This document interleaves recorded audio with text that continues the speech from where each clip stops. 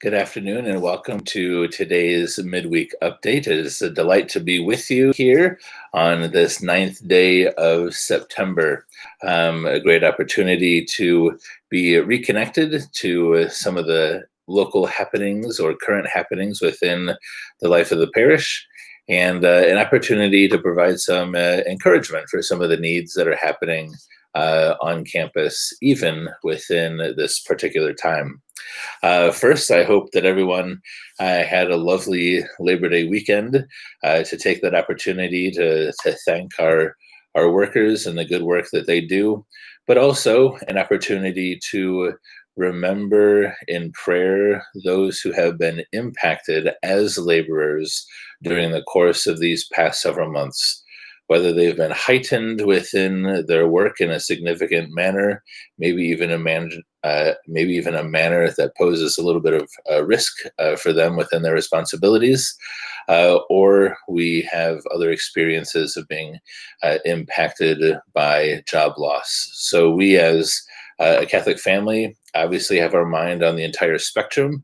I know many are thankful that the impact upon them has not been that significant or deep, but others have quite the cross at this time. So we're continuing to pray for all of those in need. But I hope that your Labor Day was restful and rejuvenating.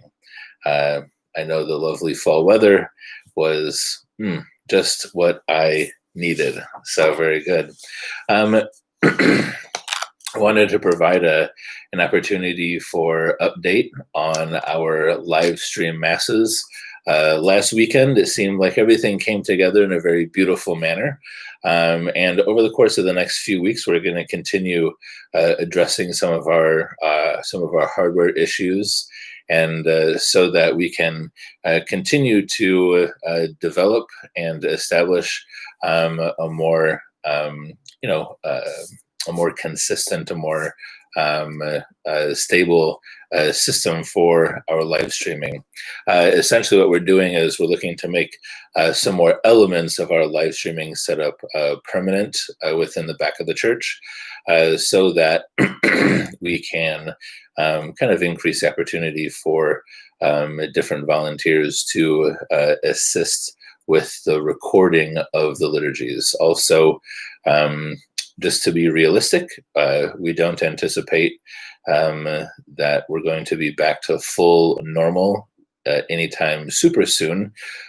So just wanting to invest a little more within this aspect of our parish life, which really does reach a good segment of our family of faith who's striving to be connected during this time when so many of our parishioners need to be home. So that's a thought there. So thank you for your patience, and pray to Saint Clare, the patroness of television and broadcasting, that everything goes smoothly with our upcoming alterations to our live streaming setup, and that we can continue to provide the good service to help your prayer during this time. This brings up another opportunity to focus on or to address the family of faith that we do have back at home, and addressing kind of the array of comfort levels that people have during this time of the I'll call it a quasi shelter in place, because many people really are. Many people have not been back to Mass since we reopened, so it's been since March, since some of our parishioners have been back. However, some of our parishioners are looking to kind of put their toe into the water and kind of come back for the first time in a while. So recognizing that can be a big step for some of our households. I think the first step is the biggest, because we do have so many mental kind of ideas and hypothetical concerns that are present, realistic but hypothetical, in that we just haven't seen the environment or the activity yet. We're still maintaining a consistency within our hygienic and health practices according to the guidelines within which we opened. So we're in a real, I would say, consistent pattern of that. So yeah. But for those who may be considering coming back to Mass, but are maybe a little nervous, something that I could invite or offer as something to consider is that some of our masses have a smaller attendance. I would say the mass that has our smallest attendance would be our 5 p.m. Mass on Sunday.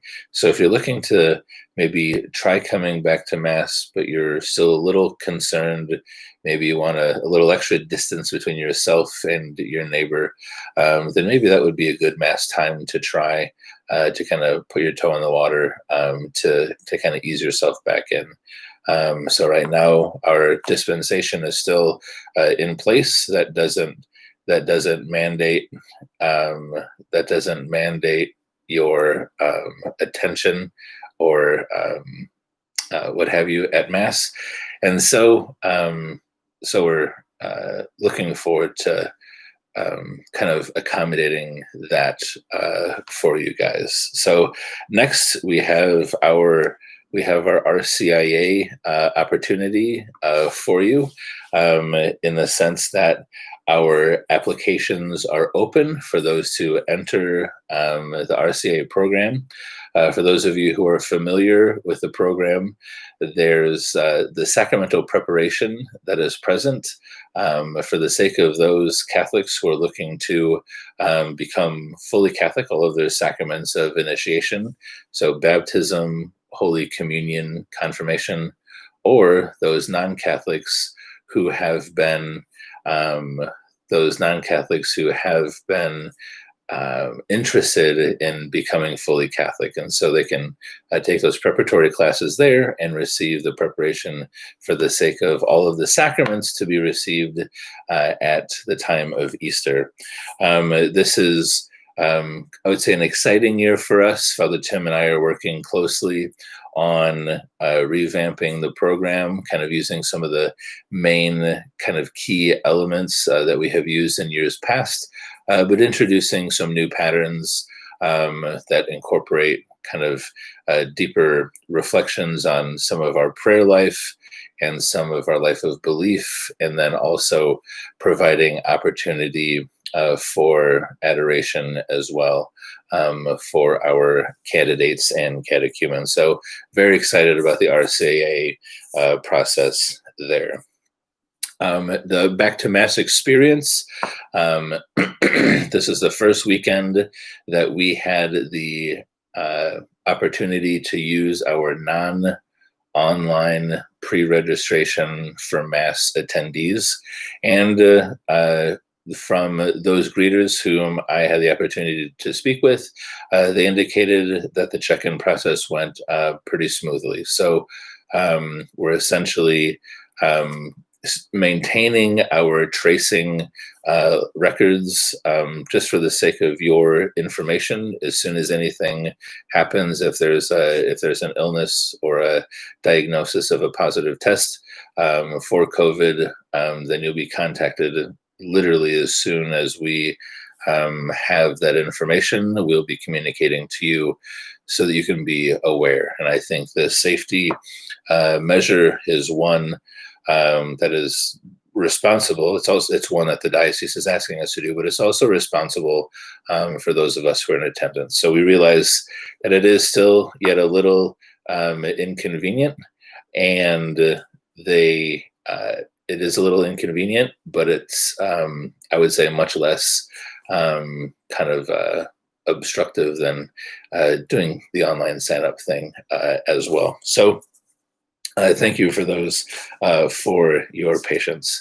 Also as well, I noticed this weekend we had a few more volunteers present assisting at the weekend masses. So I want to thank you for signing up and for responding to that invitation that we've been setting forth for you.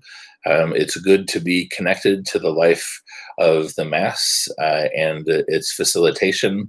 And especially as a parishioner, it puts you in contact with a different facet of the life of our community at prayer. And so, so that new opportunity is available to those who are newly volunteering. But we do still have positions open. We still have openings in a few of our different key volunteer positions. So if you're attending Mass and you have a little extra time on Sundays, you know that you kind of do typically, I would most sincerely ask that you consider jumping on board our volunteer team. So thank you for that consideration. Some very good news within the life of the parish. We know that everyone is on their journey of faith. We know that everyone is always keyed into the life of prayer. It's one of my prayers as a priest that everyone is responding positively to the love of God and to the invitations that God sets forth. But in a specific way, we know that certain members of our parish are on a special journey of pursuing the will of God for their lives. And one of our parishioner families, the Ennis family, is looking forward to a big celebration. So Mark is in formation currently to be ordained a deacon, and his celebration of ordination will be this upcoming September 26th at the cathedral in Rockford. Because of the circumstances of the time, the Diocese of Rockford will be live streaming that ordination Mass. And then after the Mass, we'll be posting that video on their YouTube page so that we can watch it in the days to follow. But to be united in prayer is a beautiful gift that the family of faith is given this opportunity. And if we have the ability, it would be very, very beautiful if we could support him with our prayer in real time in participating with that event. So more information on that will be sent out via flock note to our parishioners, and also we'll have information on our webpage as well regarding Mark Ennis's ordination. One of the beautiful gifts of this process is that it does not just happen overnight. The journey of faith and the calling of the Lord and the response to the Lord's calling takes time, and it's a very beautiful process. And Mark's been in the midst of many years of classes, about 6 years of classes. And his wife has been supporting him, Viv, throughout this entire time, even attending classes and events with him and his other deacon aspiring classmates. So it's a beautiful journey. We're blessed in our parish to have a large number of deacons, each of which having their own kind of vocational path and their own mark of service within the life of the church. And so we're looking forward for that particular celebration for Mark and his family. And most likely will be very active here within our parish family as well. So what a gift that is. My next thing is another volunteer opportunity. There's a crafty acronym, a crafty name that one of our volunteer parishioners has come up with. The SSPP G.Y.M, G.Y.M, God's Yard Maintenance. Very slick, very entertaining. But anyway, the SSPP gym, our buddy Ken says, is open. So especially with the season kind of turning a little bit, we get a little taste of fall in the air with the rain over the past couple of days. And there's just going to be, additional attention needed within our within our flower beds and some of our other landscaping and things of that nature. We're blessed with a very, very beautiful 22-acre campus, and a devoted number of a devoted small number of volunteers, probably 4 or 5 people who give very regularly of their time for mowing and weeding and other such attention to the property. So what we're looking to do is to grow that team a bit bigger, so that our many hands can make light work. So if you're interested in doing some work outdoors, spending some outside time, enjoying our beautiful property and helping it stay beautiful, then please be in contact with us at the Parish Center, and we'll connect you to our SSPP gym director, and be sure that we help you out within that. If you have any questions, concerns, or even skills, talents, or handy tools that are helpful for such jobs, then obviously your helpfulness is most appreciated. But any concerns or what have you, then we can obviously engage in dialogue about that and work those details out. So again, the SSPP gym is open. So very nice. I wanted to end on a spiritual note, as I typically do, just with a very small reflection on one of the feasts that we had this week, actually just yesterday on the 8th of September, the feast of the Nativity of the Blessed Virgin Mary. And it's very rare within the calendar of the church and her feast days for us to celebrate the earthly birth of someone.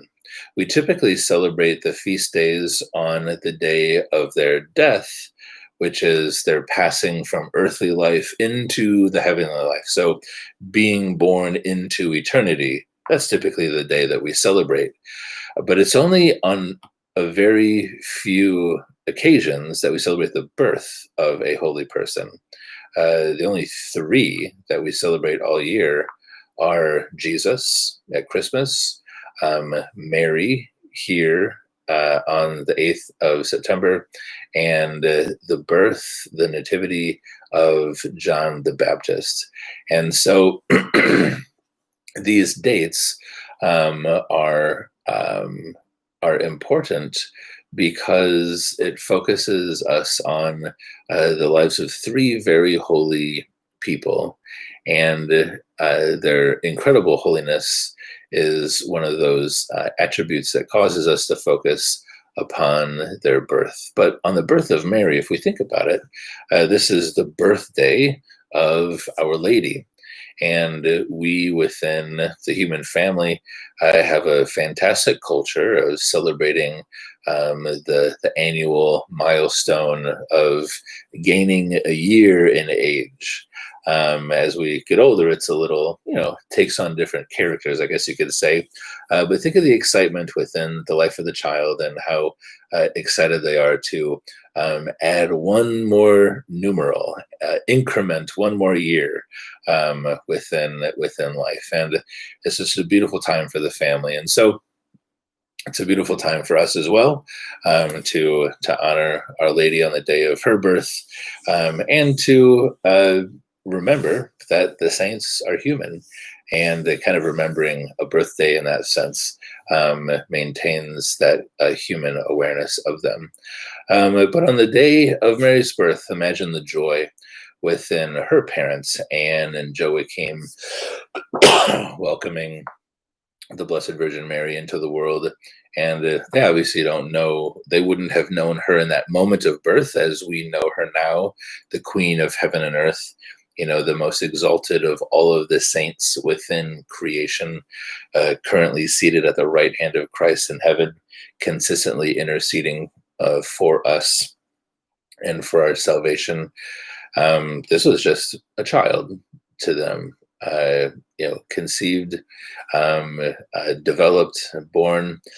But I'm sure that there were attributes within the life of Our Lady remembering that she was born without sin. She was conceived without sin, and to recognize that disposition of the person. How this kind of gets into a little bit of Christian anthropology, how we understand through the faith the nature of the human person. But we know that within the life of original sin, something that every human being is kind of marked by on account of the fall in Eden, Mary being preserved from that means she doesn't have some of these misaligned tendencies within her humanity. So would that mean that her disposition as a child was significantly different? I would say so.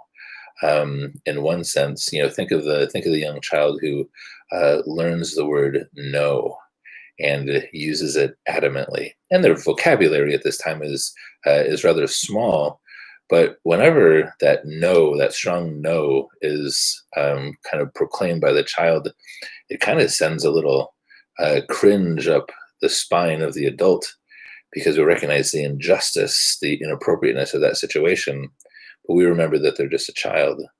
But this like rejection, this posture of rejection, is something that I would say is born out of the imperfection of the human person.